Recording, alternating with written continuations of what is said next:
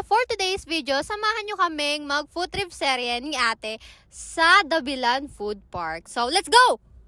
30 minutes lang to from Binyan, Laguna. So, pwedeng-pwede nyo tong puntahan. Ayan, on the way na kami to Dabilan Food Park.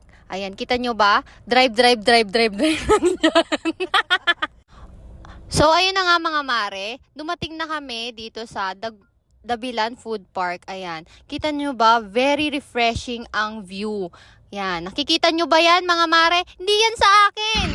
So, ayun na nga mga mare. Dahil gutom na kami sa aming biyahe, kaya pinuntahan na namin yung isang food stall dito sa Dabilan Food Park.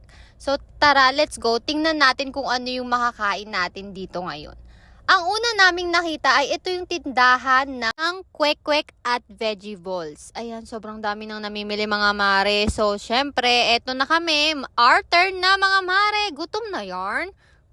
So, ayun na nga mga mare. Kumukuha na kami dyan ng veggie balls. Ayan. Siguro, sobrang dami ng veggie balls na kinuha namin dyan. And then, sunod na dyan mga mare ay yung kwek-kwek. Kita nyo ba? Parang ang sarap-sarap talaga ng ano nila, paninda nila.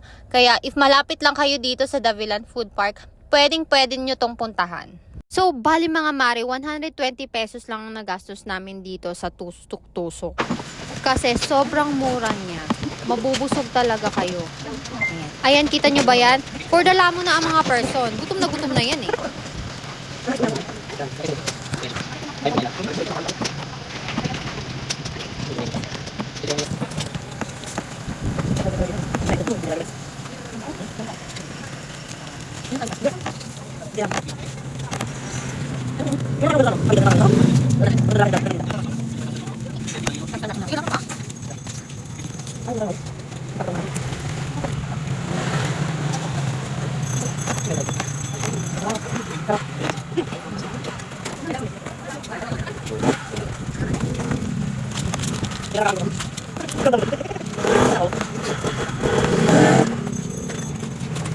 So, ayun na nga mga mare, tapos na nga kaming kumain ni ate. So, ayan, naglakad-lakad muna kami para makita namin yung buong food park. So, makikita nyo dyan mga mare, pwede nyong dalhin dito ang pamilya ninyo. Ayan, kita nyo ba, may mga dala-dala silang tent. Ayan, family bonding na din mga mare.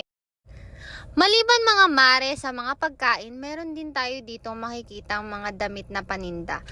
Ayan mga mare, sa pag-iikot-ikot namin, napunta kami dito sa tindahan ng mga mais. Ayan, sobrang sarap kasi tingnan niya. Nakakatakam at pinipilahan siya. Kaya napabili din kami ni ate dito ng dalawa. Mga mare, kung naghahanap kayo ng ibang food park na malapit sa Binyan, dito na kayo pumunta. Sobrang refreshing at very nature friendly talaga dito mga mare. Maaalis ang mga stress nyo. Kaya ano pa, arat na! Thanks for watching guys! Goodbye!